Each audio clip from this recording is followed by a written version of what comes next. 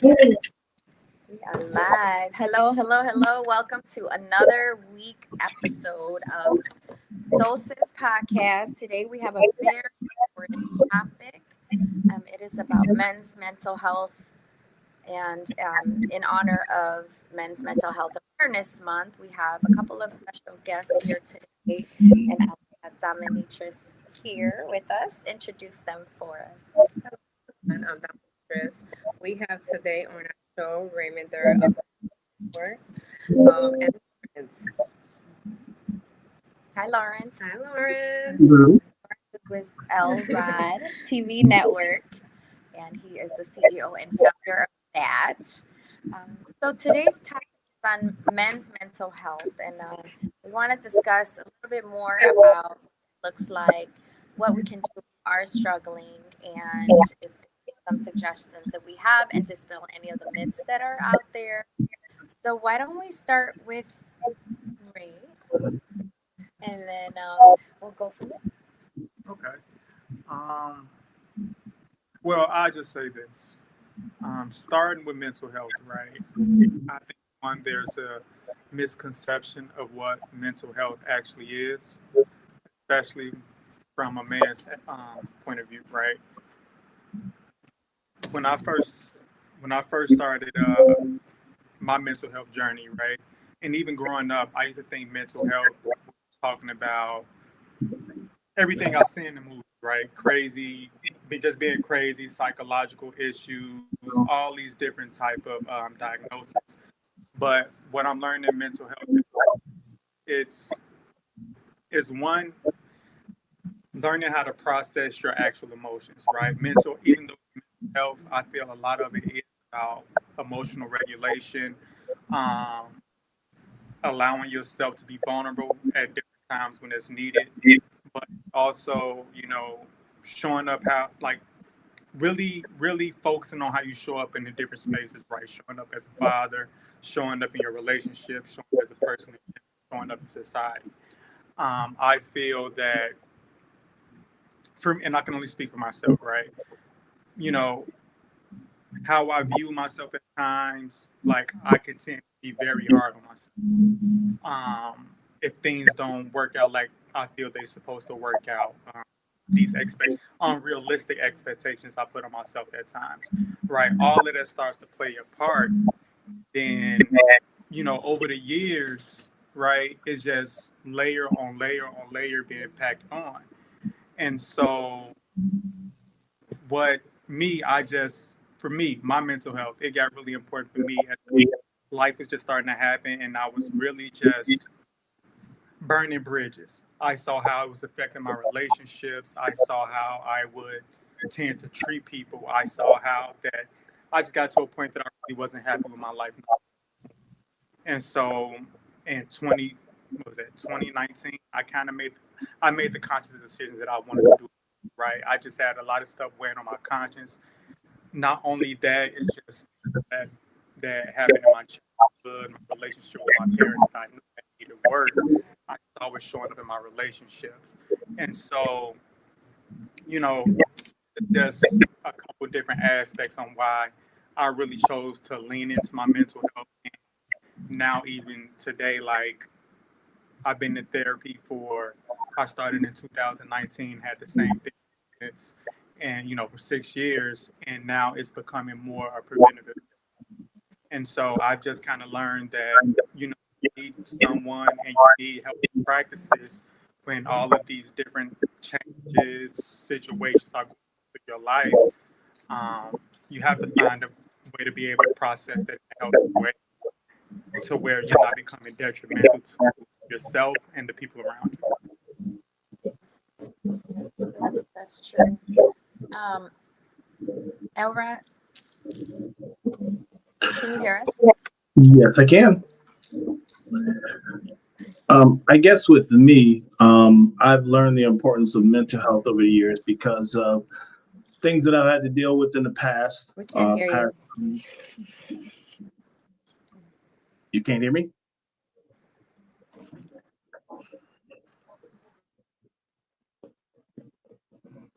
Can you hear me now? Can't hear you. Oh, you can. We can. I can hear you clearly. You can't hear me? Sorry, guys. Technical difficulties. Yes. We just got off the road from Michigan, so Can you hear anything I say now? yeah. It's a ringing sound. Tell him on his end, turn his volume. 'Cause I think his volume I can hear you guys clearly. He said turn your volume down a little bit. Yeah. Maybe she's Okay, I just turned my volume down. You can't hear anything? Let me see. Unmute. You still can't hear me? Yeah, just hear like feedback. Yes. It says here everyone can see and hear me. Yeah.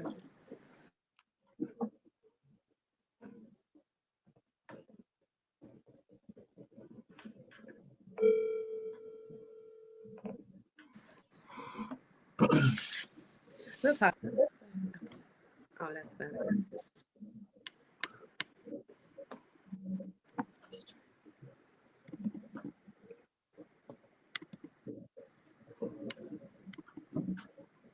Yeah, I don't hear no more ringing. Lawrence, can you say something? I can hear you all We can clearly, sit here. and I'm not muted. Until we fix that part, do we want to go on with I continuing the conversation? Hear you guys clearly, and I'm not muted. Period. Go to Zoom.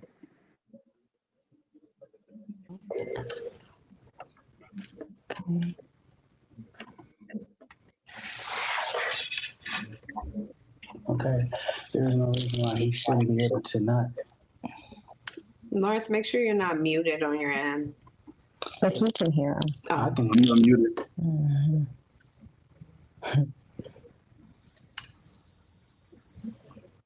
Let me see. No, just the microphone. Unmute. Oh, he was muted, I think. No? Can you hear me now?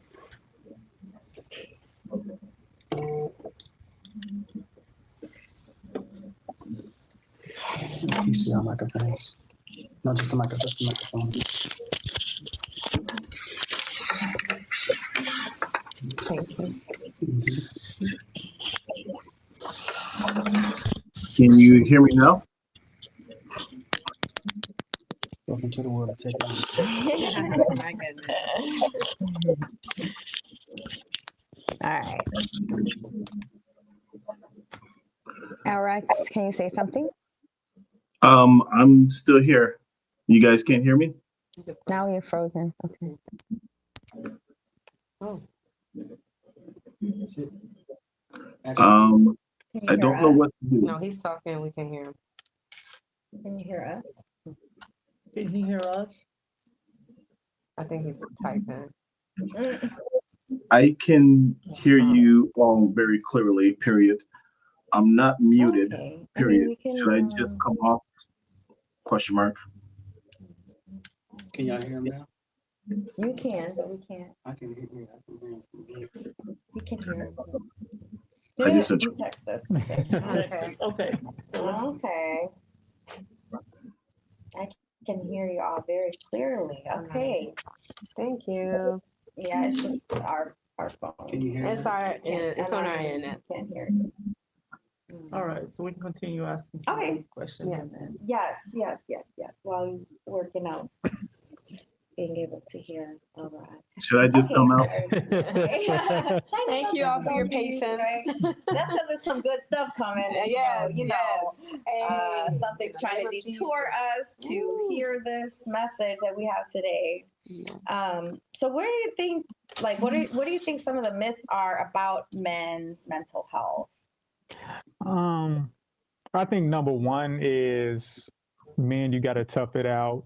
You gotta, there's no crying, it's, put on tunnel vision, get to work, go get some money. It's a lot of just straight, you know, we can't be emotional. Right. And I think that's the biggest thing. Even if when you go online, unfortunately, right, it's a lot of things just saying that, you know,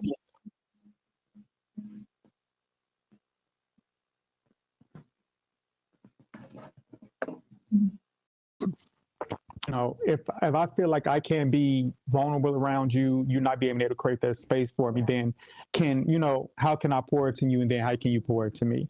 So I think that's probably the biggest myth out there, is saying that men can't be vulnerable. And going back to what I was saying at first, is just that mental health, unfortunately, especially in like the Black community, it's one, don't go talk to anybody about the business. Anything going on within the family, keep it within the family. Like, stop telling everybody your business. Right. But you go talk to a therapist, they're legally obligated not to tell anybody else your business. But that's, for me, the most things that I usually hear, right? If you cry, you soft, you get called names, especially growing up in, like, I grew up in the 90s. I was 87 baby. So I grew up in the 90s. So crying, you get called all type of derogatory comments, right? And I think that's where a lot of it started, right? Toughen up. Boys don't cry, men don't cry, right? It's a sign of weakness. Right. And I think that's the biggest thing. But I think when you really surround yourself with people who want you to have peace and truly want you to be happy, they'll open up that space and they provide that space for you to actually be vulnerable. So vulnerability is not a weakness. Right. Absolutely not. Absolutely not. Right. I think that's the thing about that, right, is how, but I think we can all agree vulnerability is definitely needed in a relationship, right? We're talking about communication, and that's something I had to learn, right? I got to be able to open up. I got to be able to share what's going on with me, my weak moments, right? If I can say that I need help, then how can my partner show up for me? And that's kind of been, a very hard lesson I've had to learn, right? It's like, I just can't keep it in, because now, as I'm just keeping it in, it's piling up, right? If you can paint an image of, like, a cartoon where, a kid constantly putting things up inside of their closet, right? Mom tells them go clean up, and they just stuff everything outside the closet, stuff inside the closet. Eventually the door busts open, and all the mess kind of once unexpectedly. Well, that's kind of how emotions used to be, where I would just keep stuffing it down, being where I needed to be for everybody else. But when it came from me, my anger, anything that was bothering me, I just stuffed it in, and then it came out in moments when, it didn't look the best. Right. How do you think are some ways that we could maybe dispel some of those narratives, and also help, I guess, promote healthy ways and outlets for young boys or males in general to be able to seek help as needed? One, definitely, like, excuse me, conversations like they're definitely important, right? But it also starts in the home. Parents, as siblings, all of these things, we have to start having those conversations and encourage the uncomfortable conversations, right? Like, I'm a huge advocate for therapy, right? I know some people might say it's not for me, and unfortunately, sometimes you do have to go through 3, 4, 5 therapists to actually find the right one. But even at a young age, I feel that it's very beneficial. I look back over the times in my life where, even moments where I didn't make the basketball team, or even once I was graduating high school and I didn't have really an idea what I wanted to do. All those moments of just having someone in my corner, someone that was truly advocating for me, like, I would have benefited from that. I think the next thing is just, constantly just, checking in with our children, right? And asking them how they're feeling. My therapist, she recommended to me, right, the mood wheel, right? Because sometimes we can't even identify what it was feeling, right? Somebody asks you, hey, how you feeling? I'm good. I'm okay. That's not really a feeling, right? Because now you don't even know how to process what's really going on with you. So just starting to do that very early. And then, even with our friends, families, just continuing to, you know, allow them that space, right? I understand with the balance how people vent on us. No, you just can't dump on me every night all of your problems. But it's, when someone comes to you saying, hey, I'm going through something, can I talk to you for a minute? It's just allowing them that space to get something off of their chest. And sometimes I think it's also not right. They don't, for myself, right? I had to learn that my friends don't always need advice. And I'm quick to right, try to, use a story of my own to help relate, or I'm used to try to, man, you need to do this or you need to do that. Sometimes they just really need a listening ear to get some things off their chest. And I think that's important, right? Especially even with our children, right? They don't always want us to fix their problems. They just, hey, mom, dad, like I'm having this issue. I just need to talk it out. I don't want you to just come to my rescue, because at some point, you're not going to be able to come to my rescue, and I need to learn how to navigate these experiences on my own. So I think just, a combination of different things for all of that, but it's just really getting used to having those uncomfortable conversations. I think that's really important, because once as long as you can start that out early, then, they'll make better partners, better husbands, wives, students, right? Whatever there is in their career, right? I think that is the best way to actually, how we can start to solve this problem with mental health. And honestly, just keep speaking about it. I think it's really important for men, especially Black men, to really speak up. That's why I'm a big advocate for me having to go to therapy, because it's not something you hear a lot. Absolutely. I think that's imperative for me as a woman. I have 4 sons, so and I think you just said something else really key. I think as a woman, when I am talking about something as it pertains to a man, you're trying to kind of problem solve and get an answer. Where you're saying, as potentially as a man, you're just trying to be heard. Yeah.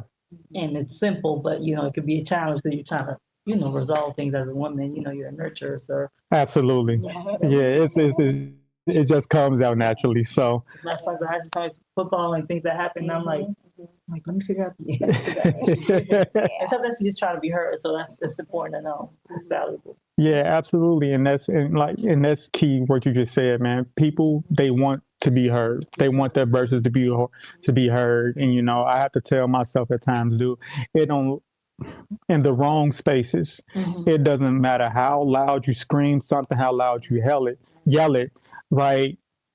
Stop trying to make people hear you that have never heard you. And that's something that I've had to learn, especially with my father, right? That's been a very tough relationship, and a lot of things I speak to my therapist about. And I had to learn is that stop putting that expectation on him to hear you, and maybe he will at one point, but right now it's just not the time. And it's also, would you say, like, it's the whole generational curse, especially within our minority communities, with everything that goes on in our parents' lives, and them not knowing how to cope with their issues. And so then it kind of portrays down, like what you had mentioned earlier, of not talking or not letting problems housed. Like there's this big stigma around that within, I believe, the minority community, because my parents, I grew up like that as well. Like, you don't share your problems. What happens at home stays at home. Even if it affects the whole world you live in. Yeah. So it's one of those things where you're taught not to talk about your problems. And then you touched another good point of just learning how to be that good listener, right? And then not trying to always fix the problem, Yeah. right? If somebody's coming to you, trying to share something with you, learning how to be able to ask those open-ended questions so they can continue to share with you and not always trying to fix it. Yeah. Because a lot of times people just need a sounding board or somebody to just vent to, or not somebody to fix their problem, you know. And it's the whole empathy versus sympathy, right? And allowing yourself to be able to give that empathy to the person that, you know, is coming to you for that sounding board. So, Absolutely. And you said a lot of great things, so I was just taking it all in. You already know I have my 2 sons, and it's been a journey. Yeah. However, it's a refreshing experience Yes. to have them make their own decisions and to sit there and just listen to them as they vent. So we had a conversation a few weeks ago about sex and abstinence. Yeah. I saw the episode. Let me see that. Okay. Steph just joined. But my children, I spoke about the birds and the bees at a very young age. Yeah. So we have I learned to grow with my children as they age. Mm-hmm. So I'm not only their parent, but I'm also their mentor. Yeah. And I want them to, you know, feel safe talking to me. But I had to learn that the hard way, because at Mom, we can't talk to you because you want to fix it or you want to see things from your own perception. So I was like, okay. And like you said, I have a therapist who I've been seeing probably since 2021. And she told me, allow them to express themselves, grow with them, because you don't want to push them away. You want to draw them close and near to you. Yeah. So hearing you speak as a man vocally, I appreciate that. Oh, absolutely. Yeah. Yeah. So we have an audience. Jacobia says, we as women need to learn and understand we don't own the license to feelings and emotions. Having men that need emotional support is common, but not learned. Yes, I definitely agree. I definitely agree. I think a lot of women, I'm not going to say myself personally, but sometimes I could fall prey in probably like 20% of it. We tend to judge men. They're like, oh, well, you're supposed to be this provider, strong, and, you know, speaking life to us, you know, everything that we were taught a man was supposed to be. Yeah. So when a man do begin to express themselves, it's like, okay, all right. So I've learned also to be patient, listen, and allow others to feel. But you said a great thing as well when you said that you're in a room where you're speaking and you're not being heard. Yeah. So that's very important as well, because sometimes I can be trying like, did you just not hear me? Yeah. And that's one thing that therapy did teach me. It taught me how to speak in a way to make sure that I'm being heard and not just actually speak. You know, I had to learn to communicate what I'm actually feeling, right? So it goes back to like the feeling wheel, the mood wheel, right? Is where I really, before I can expect somebody else to understand where I'm coming from, I need to understand where I'm coming from first, right? I can't tell you what I actually need from you if I don't know what I need in that moment. And then too, I don't know. Well, I think we got. Okay, hi Steph, can you hear us? Hello. I think he's on. Unmuted. Hi Steph, can you hear us? I can, yeah. No, I think he's it was a talking speaker over accident. there. Yeah. Are you talking? No. Yeah, he's talking, but we can't. Can you hear him, Jay? Yeah, we can hear him. Can you unmute? Well, I don't know. We just can't hear him, All but right, everybody else so, can. yeah, because I didn't have my stuff today. Mm-hmm. Okay, so and then one of the things that I don't believe a lot of us are trained on is like communication, right? I know that therapists they're probably trained on it, but a lot of regular normal people, we don't realize that our words also affect others as well. It can create the cortisol or oxytocin, right? Mm-hmm. And so being able to take that responsibility for ourselves and being able to communicate effectively in a way that when you are talking to someone or your children or whoever's coming to you with those issues, or if you have a problem with someone, being able to communicate effectively, creating that oxytocin versus the cortisol, right? Have you heard of that before? Like, you know, your words can actually influence other people and how they feel. You know, based on the word selections that you use. I used to have to train this on sales, right? When I worked at the dental implant company, you know, and one part of my job was to go around teaching the doctors and the actual sales staff on the patient that is in front of you when they come for a consultation, being able to talk to them in a way that is going to create that good feeling versus judgmental or like, you know, so being able to confirm understanding, being able to ask those questions, those layering questions, being able to confirm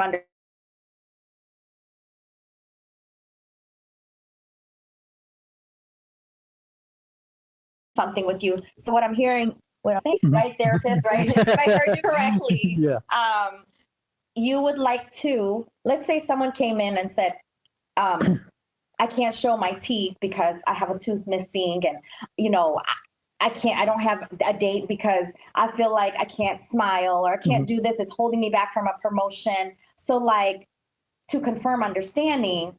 So what I'm hearing you saying, if I heard you correctly, Ray, it sounds like you would like a nice smile to be able to have that next promotion so that you can also be able to confidently be out there and have a date. So you take the negativity words that they're telling you, when you confirm it back to them, you're confirming it in a way where it's going to create oxytocin. Yes, you understood me. Yes, that's exactly what I'm saying. So those are the kinds of communication that you can learn, those techniques to be able to communicate effectively and also be that person for the who needs you, right? If it's your husband or if it's your son or the man in your life that needs to hear that from you. And the funny thing is, when I started to learn all these different skills from my job to be able to train it, I would come home and use it to my husband. I would come home and use it. I'm like, dang, it worked, you know? And so like also learning the characteristic types that they are and using that technique or that communication style with that person, right? And so that worked. I'm like, oh yes, it actually worked. And also to add to that, it's processing. You have to process all of those feelings, all of those words, because you have to be honest with yourself, like you said. If you're not being honest with yourself, how do you expect other people to be honest with you? How you expect, even in therapy, you have to tell the truth. If you're not living honestly and you're not expressing yourself honestly, the therapy would not work. Because you're withholding information that's supposed to take you to that next level. And I recall, I made a comment on somebody's status a few days ago about mental health and therapy. And they was like, is therapy needed? And if so, do you need to attend it one time or do you not just go at all? So I responded back because I said, I've been going to therapy since 2021. And I spoke to someone else that only needed it one time.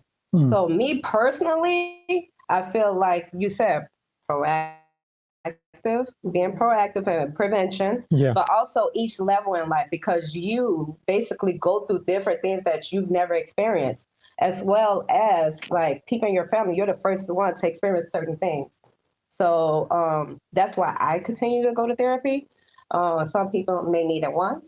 Some people may need it ongoing. But me, I definitely advocate for it, especially as we navigate these troubled waters we're in. Absolutely.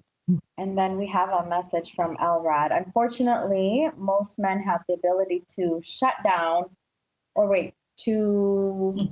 shut down our feelings to protect ourselves emotionally. If we don't feel like we're being listened to, it's easier for us to shut down. You want to pick? Absolutely. And look back at my experience. If I feel that I'm not being heard, then Yeah, I'm going to talk about the past framing now. Yeah. We all have a like if I feel like I'm not being heard or I feel like I'm not getting what I'm needed, then I am going to go seek that validation from elsewhere, right?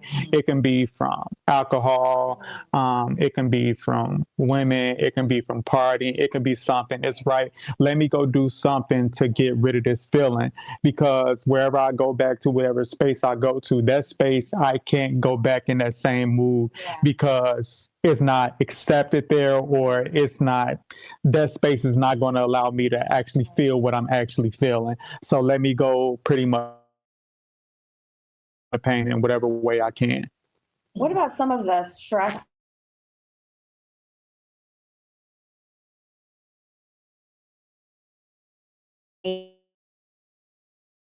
for not okay. So for men who may be struggling with like feeling like they're not being the provider, or that they're not good enough, or that they're not doing the things that they could potentially do better as a father or as a husband, or, whatnot. What are your thoughts on that, and how they could recognize that? And also, what are some of the things they could do to help with that? That's not funny, but when I initially started going to therapy, my therapist asked me what was I coming to therapy for. The first thing I said is I wanted to be more confident in myself, confident more in my decisions. I really wanted to be happy, but the biggest thing is I wanted to be what society deemed as a man, right? And one of those things is as a provider, right? And one of my relationships, I dated, and she had some expectations of, paying for everything. And for you too? For you to pay for everything? Yeah. That was her thing. She said, because she came, her father, right? Like her father, very respectable guy, doctor, provided everything, vacations for the whole family, all of that. I'm like, okay, that's dope. Right? I'm like, man, okay. And the thing, and then I want to say one thing when it comes to those things, I think most men, right, if not all men, I know myself, I do want to be able to make sure I'm doing that, especially for the people around me, for my partner, for my children. Like, yeah, of course, I don't want us to ever have to worry about money. But one thing about a man in those situations, me, myself, I don't want to feel like every day I'm just working constantly just to take care of bills, and everybody else gets what they want, and then I'm just kind of, left.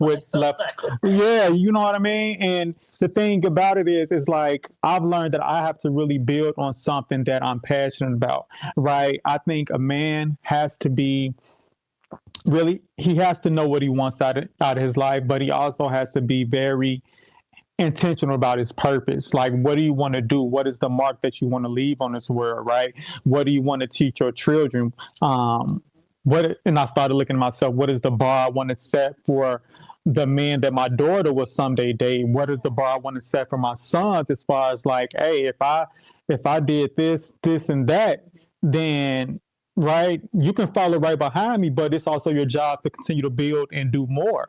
So, kind of going back to your question, I think like it's tough, especially if you allow yourself to be programmed by what social media and society deems as a man. Sure. And what I worked with my therapist is like, you have to do what you actually have the mental capacity to do. So yeah, if you don't have the mental capacity nor the actual physical energy to be working 12, 14, because I used to have them days at work, and then also coming home to try to tend to your family, then that might not be for you. But you have to really figure out what it is that you want out of life and how you really want to show up in this world. And I think the thing that kind of stops that is that men, we feel like we don't get that time to rest, to actually have those thoughts and really to process those things. And that's, where I've had, again, therapy has helped me, is because we don't. It's, back, when I was working an older job, it was work all through the week, 8, 10, 12 hours. You know what? The weekend, I'm just gonna have a ball. I'm finna go to a club, finna party, finna drink, be around some women. That's gonna be good enough for me. But that starts to fade away. That starts to get damaging. And honestly, it got to a point for me where it was just depressing.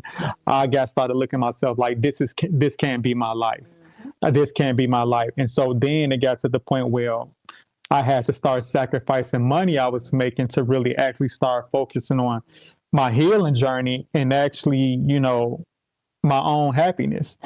And that's also like another aspect of it, is where, right, the phrase happy wife, happy life, right? That's not me anymore, right? Yeah. Like, don't get me wrong. I want my partner to have happiness, be happy. I want your peace, but I gotta have it for myself. And most men feel like their happiness is not really important. And I really had to start making the decision of like, well, what are you willing to sacrifice this? Because just seeing where I'm at now is that I am a better father. I am a better man. I am a better partner, right? I am a better person about how I show up in the world. I'm not out here damaging women's feelings. I'm not out here burning bridges. I'm not out here spazzing out and crashing out, right? I'm not going to the clubs out 4 or 5 o'clock in the morning anymore, right?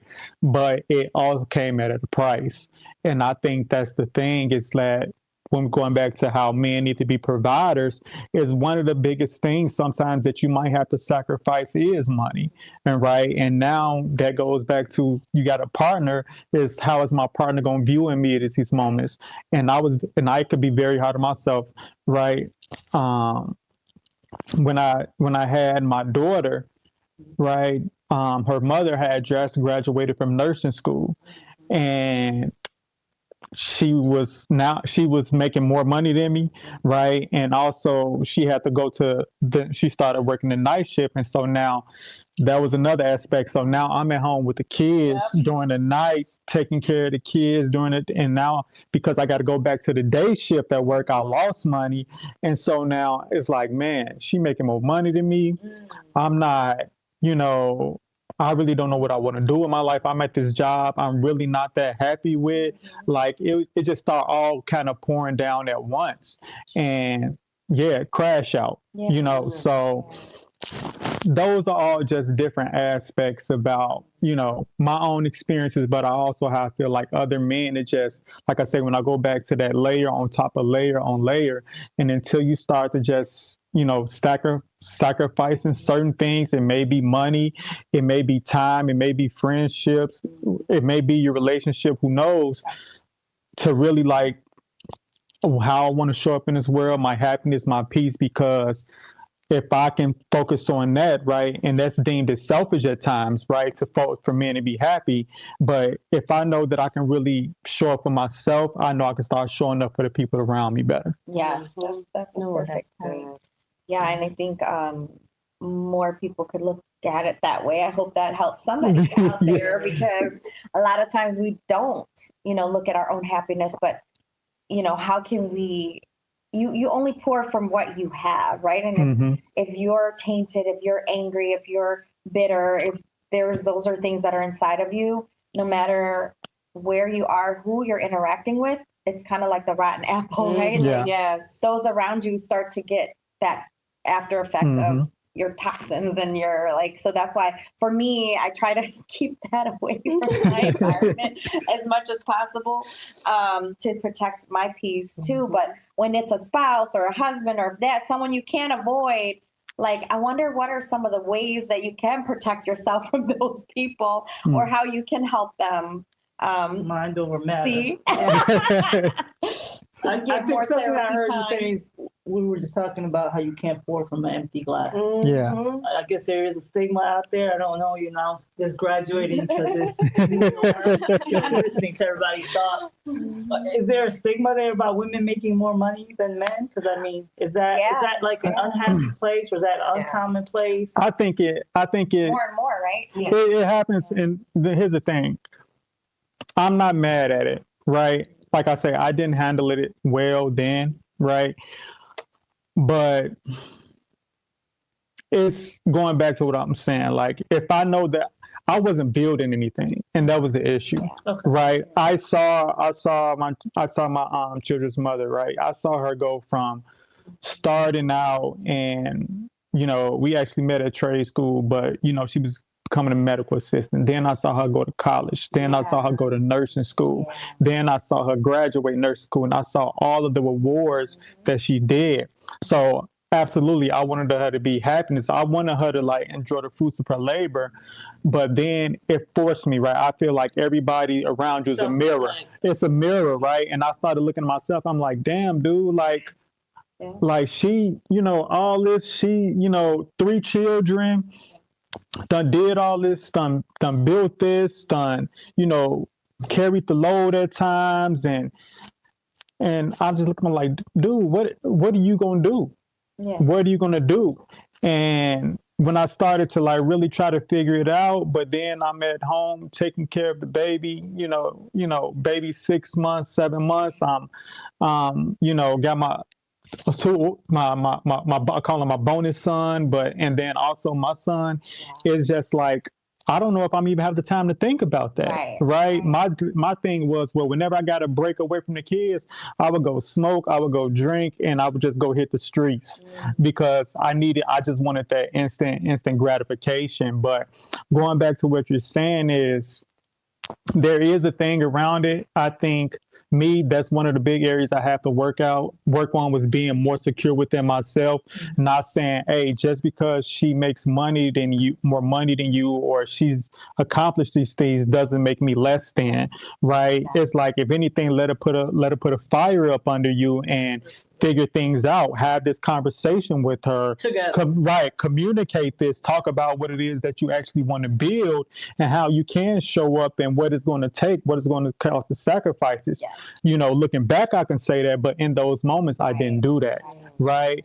And so, and even my partner now, I believe she does make more money than me. I'm cool with it, but I also know that I'm building things outside of just working my job, and that's why that's been a huge thing. Is right. I just can't focus on just that one thing, right? Because that's not my purpose. In that moment, it is my purpose to show up to work because I have responsibilities, but I also have to make sure that I'm building something of value that I want for myself, whether it's right. And I'll also advocate for this is like learning new skills as a man, right? Also, having hobbies. That's another thing, right? You have to have things to you have to have positive to keep your mind off all of the negative things that may seem like they're going wrong. Yeah. So I don't know how to word this, but is there a thing like with men and how it makes them feel when they are unable to provide, like just can't do nothing or can't provide? Like, is there a thing like that hits them mentally? It's insecurity. And look, I was almost at the point of being homeless. Really? When was that? 2023. I was almost at the point of being homeless. Right as I had met my now partner. Yeah. Which I just want to say this, right? I listened to the episode about, y'all were talking about online dating when y'all were talking about the athletes. I want to just say that I'm an advocate for online dating. Really? Because I've had good experiences with it. My now partner is, I met her online and she actually lived in a different state. Okay. But going back to right? Where the insecurity part is when I met her, like my car had just got repossessed. Oh, wow. Right. And, you know, she's flying in from Houston. I'm like, hey, look, I got to be honest with you. I don't have a car right now. Yeah. Months later, right, I ended up losing my job. Oh, no. Then months after that, I had to tell my landlord at the time, right? I love my landlords. You know, I had to tell them like, man, I can't pay you, bro. Yeah. Like I want to re-sign my lease, but right now I'm behind on payments and I don't know when I'm going to be able to pay you again. Right. And so I had to make the decision to leave, and I had no plan of where I was going to go. Luckily, my partner stepped in. She had just moved from Houston. She had just moved here. She was like, and we were probably in a relationship for probably maybe 2 months at that time. And and she allowed me to move in with her. And Wait, you moved out of state? No. She moved here. Oh. She moved here. Yeah, she moved here. And so, but in those moments, I looked at myself terribly. I couldn't afford a haircut, right? I was on Snap. Like I was doing, granted, right? I had to look at myself like, Raymond, you're doing exactly what you need to do in this moment. Stop being so hard on yourself. We all have our seasons. Right now, this is your down season, right? But just don't hit rock bottom. Don't crash out. You need to do what you need to do, right? Protect your peace, whatever it is that you need to do. But I feel what happens with men is that it requires that work, right? And I wasn't saying the work I had done that had been perfected, but it was like the spiritual alignment, right? And also my mental health, and also my partner, just being with her, right? And I just want to say that she's a mental health professional, right? Oh, and so she was like, it was like, you know, perfect. Yeah, but she was like, she also provided that space for me, right? She saw me trying, you know, and she was like, hey, don't stop being so hard on yourself, right? You just having a rough time right now. It's not always going to be like this. But I think with most men that have not found those spaces where they can be vulnerable, or, you know, still have that kind of mindset like, nah, vulnerability is weak, or you're less than a man because you're not providing right now. And those moments still creep in for me at times right now, right? When it's like my children need something, you know, basketball and everything else going on. I'm like, look, dude, don't be hard on yourself, right? What can you do in this moment? What do you have control of, right? It's not going to be like this forever. But that's where I feel more men need to do therapy, surround themselves with more men, right? Community with others that have done that work and do provide that space for them and can show up for them, but also can be a resource. Sometimes I feel like even in friendships, we can go to these people, but they're not always a resource for what we need. You need a professional, absolutely. And that takes me to another good point that you made, that the therapy does help. And last year, my husband in October was diagnosed with stage 4 lung cancer. And that was the time of when, that's why I asked the last question that I asked, when he's just like, you just don't understand. I can't do anything right now. I cannot provide for my family. And that does something that a woman will never understand. That does something to me. Because at one point, like, we knew he passed in April. So he went through 6 months of stage 4 lung cancer, and they told him he had less than 1 year to live.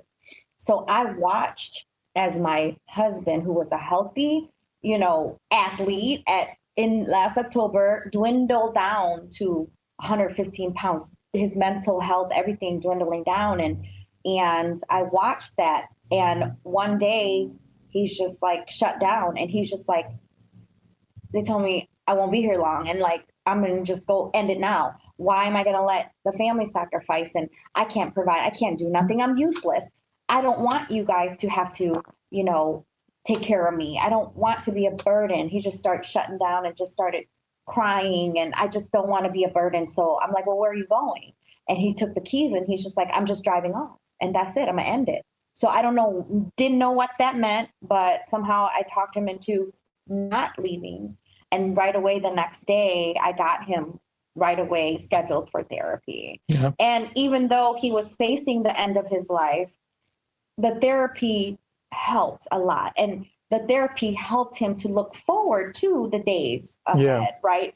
Also, even if the days ahead looked like hospice or looked like, hey, you're about to take your last breath any day now. So, but it didn't, it alleviated those thoughts. Not that it didn't creep in, but it helped alleviate some of those thoughts that he was having, because he was able to like, okay, let's talk about what that looks like. Let's talk about, when you did have hospice, what would you like? Who would you like to be around you? Coming to peace with it. I think that's what really helped him. And that was the very first time he ever agreed to therapy. Because prior to that, I'm like, oh, I don't need it. But I'm like, please, I begged him to please just give it a chance. Just do it for us, right? I said, because we need you. Any second, any hour that you can be here longer with us, we need you.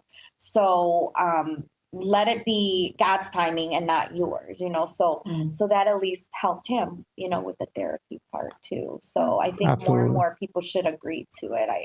I agree with what you're saying. Yeah.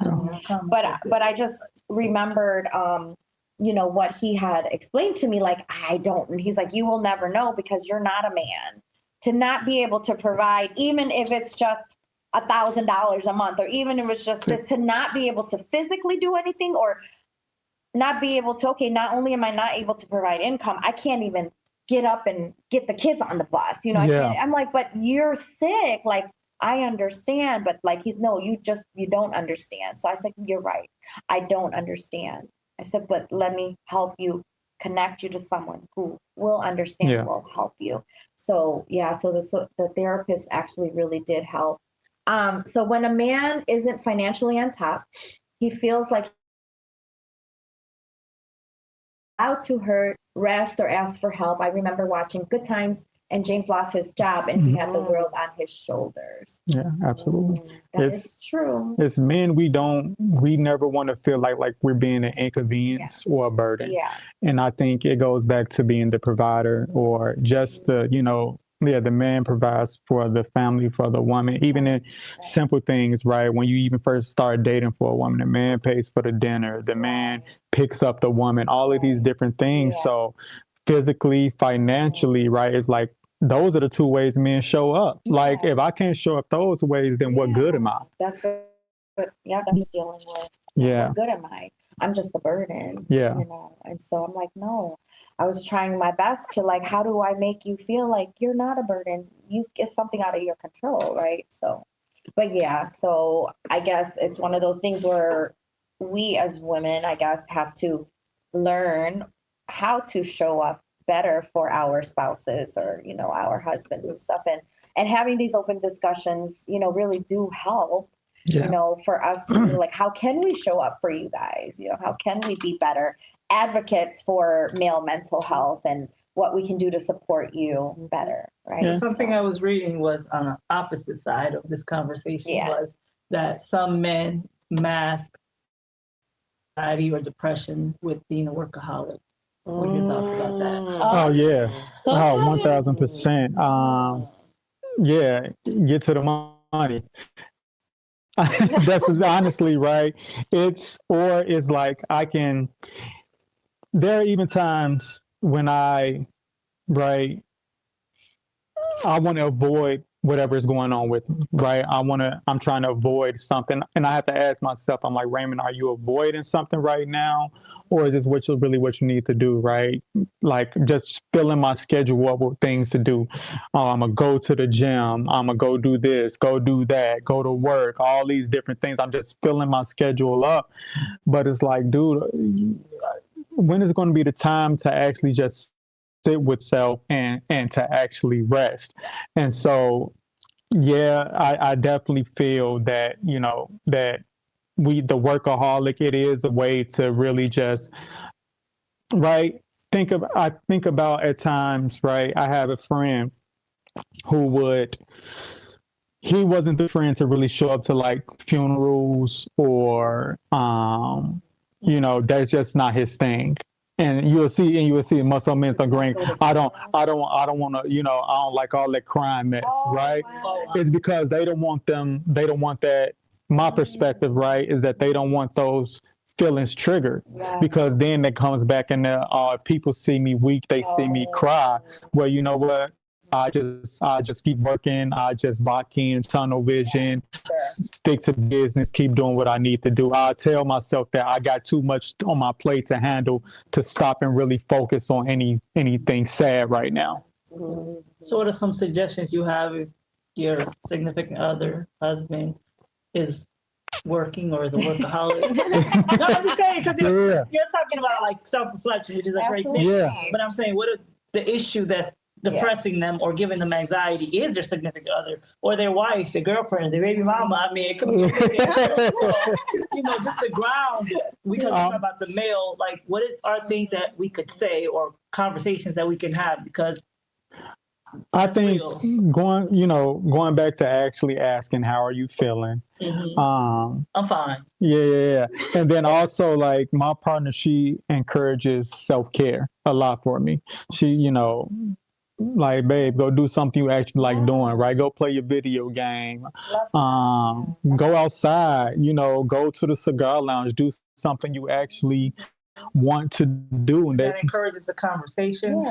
It allows the space, right? Because, and I might have a cheat code because she is a therapist, right?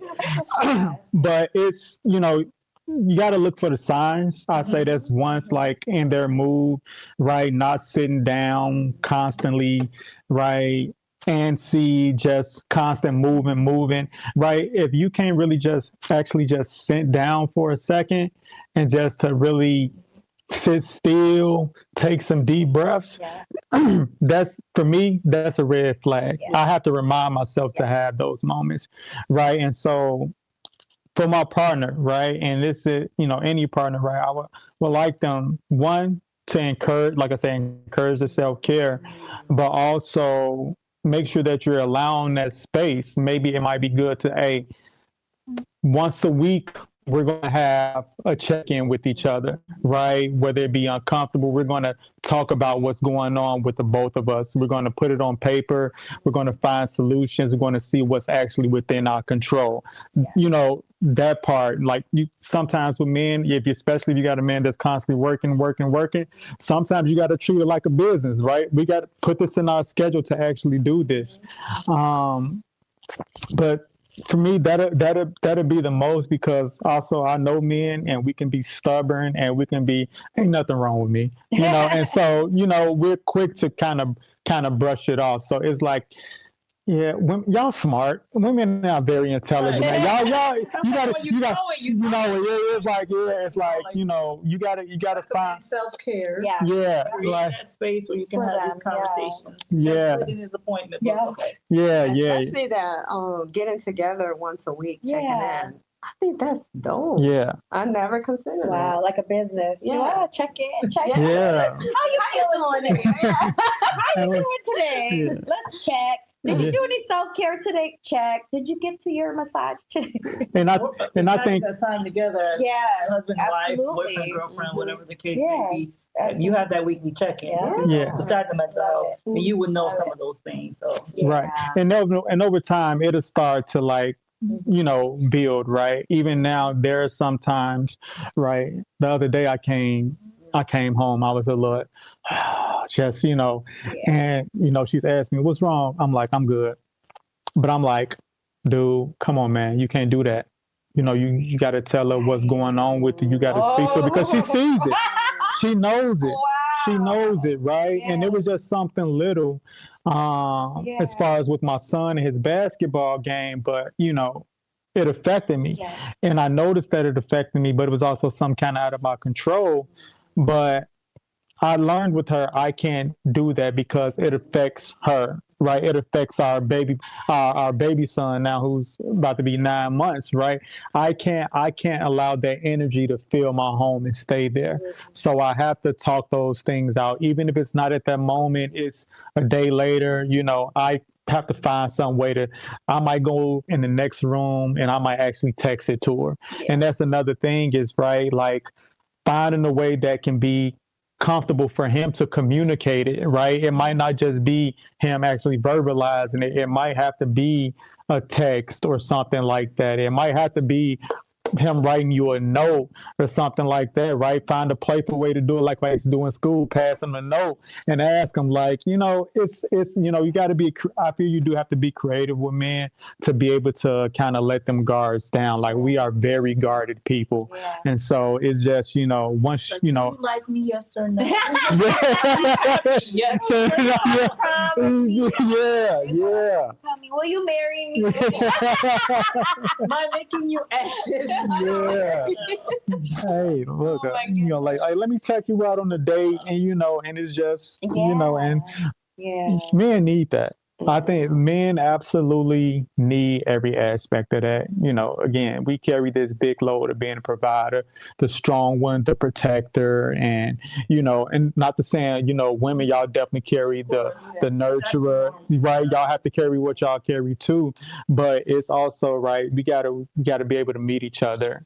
So how can men be better at maybe sharing with the woman what their needs are? Jay has something to say on there.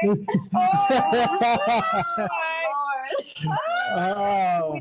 You don't tell women what your needs are. No. He said no. Man, look. I don't know. I feel like you can't do that. I said you can do that. It doesn't work. They're doing it, don't. I think it all depends what kind of woman you're with. Yeah, okay, absolutely. Like, that does make a difference. How can we help me help you kind of thing? Like, because we really do want to help. Yes. A lot of women do say that, but then when in that situation, they don't. What do you mean by that? So tell me more. Layering questions. You got everybody who say what they do when they're not in a relationship. Right? Yeah, agree. When they get in a relationship, they don't do what they said they would do. Mm-hmm. So we go into situations thinking that they'll do what they said they would do when they was not there. I mean, when they was not occupied. But now that they're occupied with us, they take it as this is an obligation. Have to. They don't do it. So it becomes more like a job instead of like building. Yeah. Y'all might hate me for this. So after enough times of a man saying, hey baby, he stopped.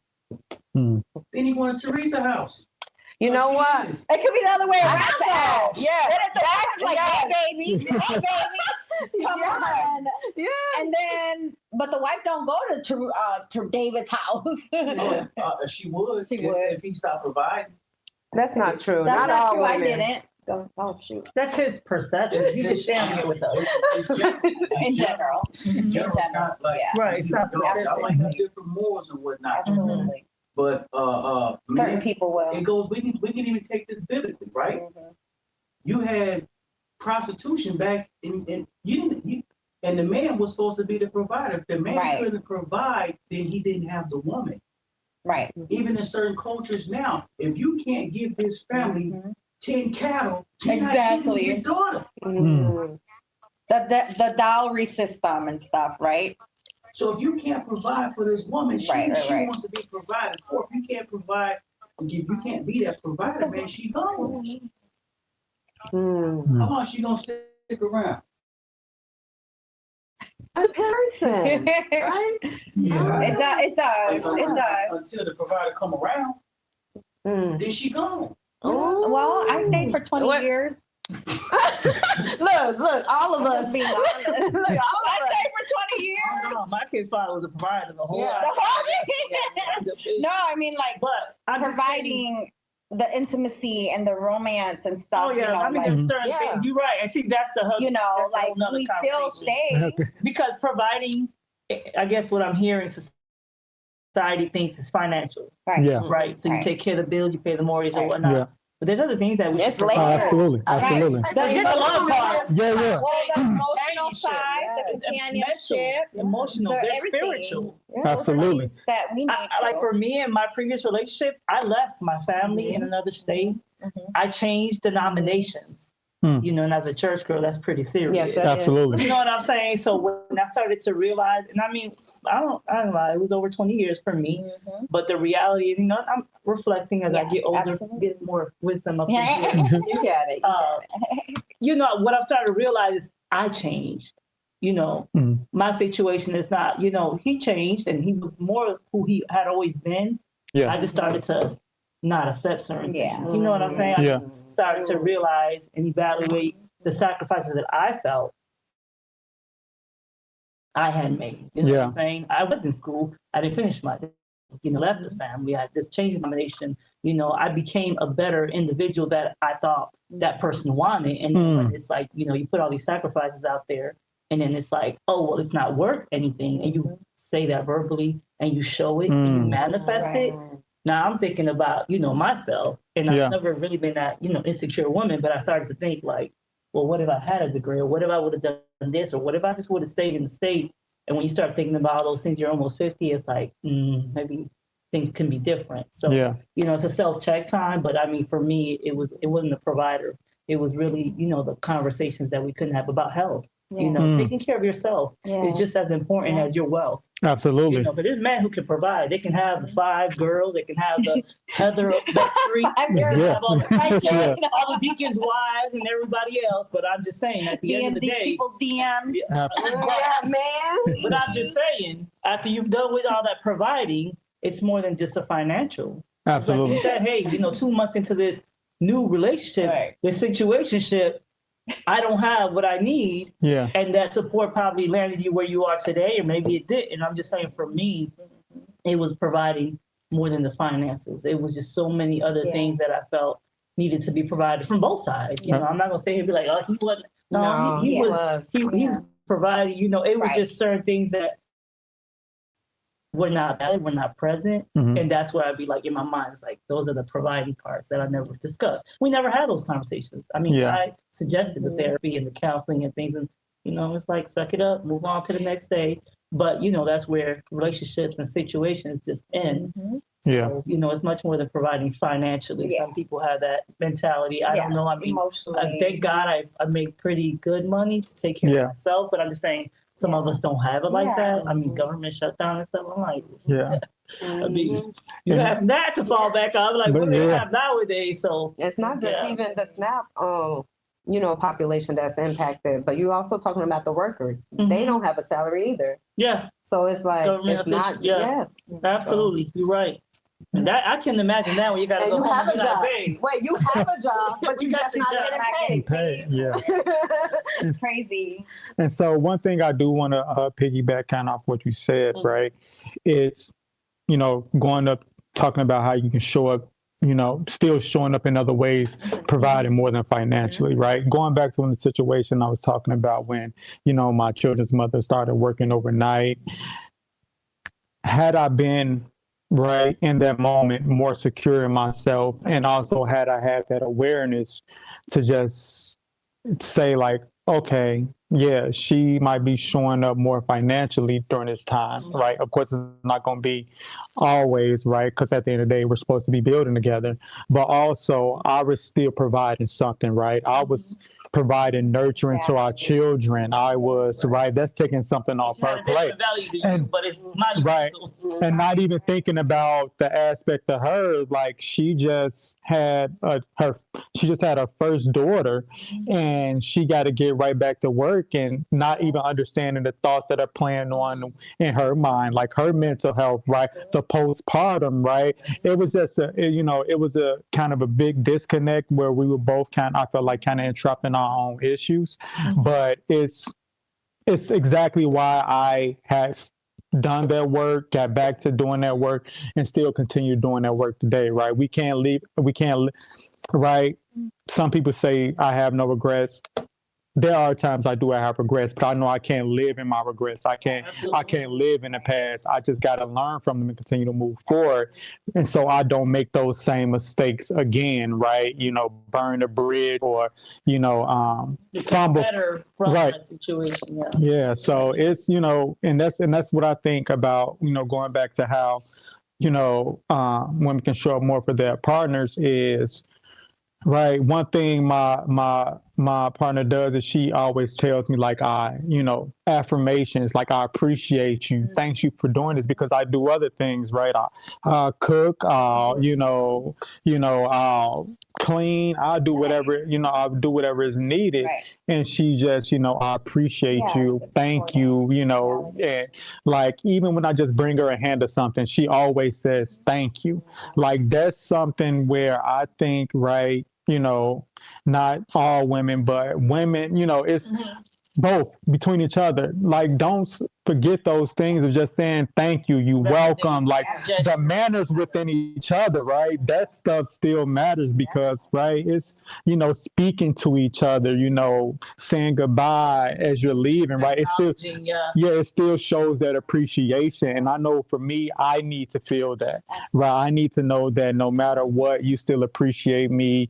Don't let me slack off though, right? It's cool to say, hey, you can take 2-3 days. I know you having a couple bad days, couple bad weeks, whatever the case may be, but hey, you can't stay in this space like this, right? It's time to go talk to your therapist. Just talk to me. If you can't talk to me about it, talk to your therapist. Go talk to a friend that you have these conversations with. And start to looking for some resources because as someone who's fought depression battles, it's very easy to have those moments where I don't feel like getting out the bed. I'm not motivated to do anything. I just may want to just grab a drink, play video games for multiple hours throughout the day, whatever the case may be, avoid all responsibilities. But yeah, like have to have that awareness, like I just kind of been in this space too long, dude. It's time to get up. You've been down, get back. It's time to get, that's where it's like now you do got to get back to work. Yeah. But you know what? I appreciate that and I respect that from you, acknowledging when you fall short and seeking the help. A lot of men can't do that and process that. And That's instead definitely uncommon. Yes, because they'll end up lashing out, Absolutely. taking advantage of women, of course, and their lifestyles. And anybody that's, related to them, connected to them, even their business. Yeah. I remember crossing paths with a couple of men, and a lot of them would tell me, out your emotions. I said, I'm a whole woman. You're a whole man. Why would you tell me something like that? But it speaks volumes when you're seen, you're heard, you're respected, and your emotions is validated. Yeah. I think that's very important. And then also doing that self-reflection, that's very important as well. Yeah, that self-reflection is needed. It's definitely needed. Y'all gotta have like a part two. Relationship shouldn't be emotional work. It should be. It should be natural. It shouldn't be emotional work. It should be natural. But you too, then to add, men have been taught to hide their emotions. Absolutely. And we don't tell her, our closest one, we don't really tell her about us. Yeah. And that goes back to what was Solomon? He laid his head on Lila, right? On her lap, told her everything, and what she do? Destroyed him. Yeah. She learned his weaknesses. She learned his weaknesses. So that's why men, the closest one to him, female, he won't tell her nothing. Because later she will use that against him. So now I'm telling you what's really bothering me as you being my confidant, Right. just for you to come back and throw it in my face. Yeah, I'm crashing out. Right. Don't turn that into ammunition. That's spiteful. Yeah. But that is spiteful. But you have people out there more than few that do it. Yeah. And what he's just saying is like most men, we do try to have those conversations and we do try to have those moments of vulnerability. But one thing about if it's a woman, right? It's different. If me and him and he say something to me and I come at him and I say something, that's one thing. But you talking about a woman that hurts your pride, it hurts your ego, it affects the way you look at yourself, it hurts your confidence, all these different things when it's not received, especially by the person that's supposed to love you, right? It's if I'm crying and and you don't console me in the way I needed to be consoled in that moment, to just say, baby, it's okay. Or like you said, you take that and you done, man, your little crybaby ass. You know what I mean? And you know what I'm saying? That can make that man go from having the potential of being like that guy that shows up in a relationship to be like a dirtbag. Yeah. Okay, so my question to add to that. So do men, even experiencing that, do you view women differently going forward? Or do you work with yourself and just, you build up a guard on your heart and exposing how you feel? Understand who we communicate things with. Okay. That's it. I told you. Because that breaks trust and that's betrayal. So then you start looking at people differently, and then you don't want to expose certain things, especially to a partner, because of your past experience. You just got to watch how you move. Yeah. That's it. But that's an important. Like we got to listen to what the men are saying, because it's they. Yeah. No, that's what I'm asking how they feel. Now you watch how you move, and let me go back to my little. And that's why I asked. I said, how do you feel moving forward with other women that you cross paths with? It's all relevant. It's different. So you might have a homegirl who you really confide in, because she's not going to take that information and hurt you with. Mm-hmm. Yeah. But your lady that you sleeping with every night, not only she going to take that information and hurt you with, she going to say your wank is small. Because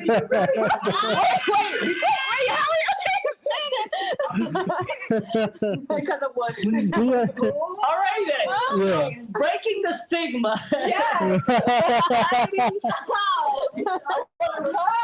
Look, can I piggyback off just that one that question though, before we move on? I just want to say that I've learned to accept that some people are just gonna be shit persons.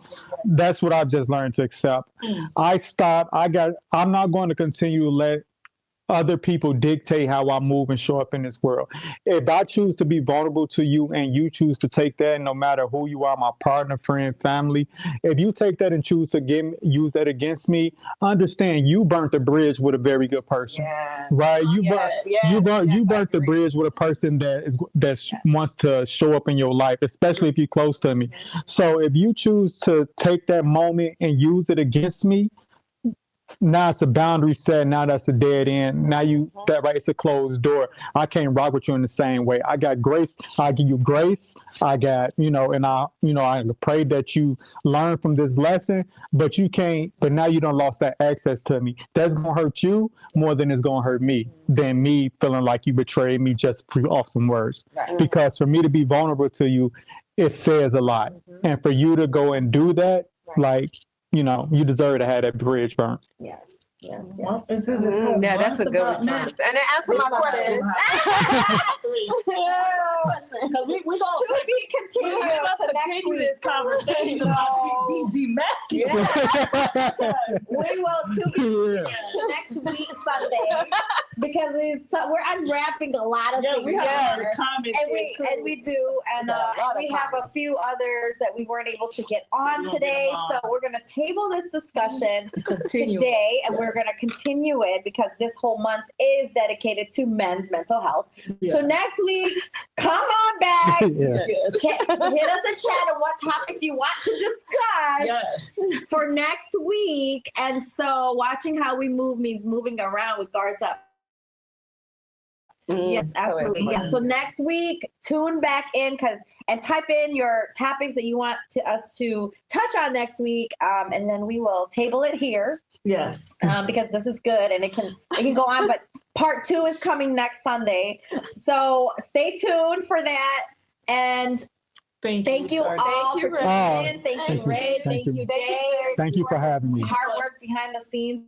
as well as input. So Absolutely. this will be tabled and to be continued. We will continue this discussion. So tune in next Sunday and every Sunday, or you can watch the replay, or you can watch us on any of the major podcast stations and hear everything that we're doing today. So we will see you next Sunday. Goodbye.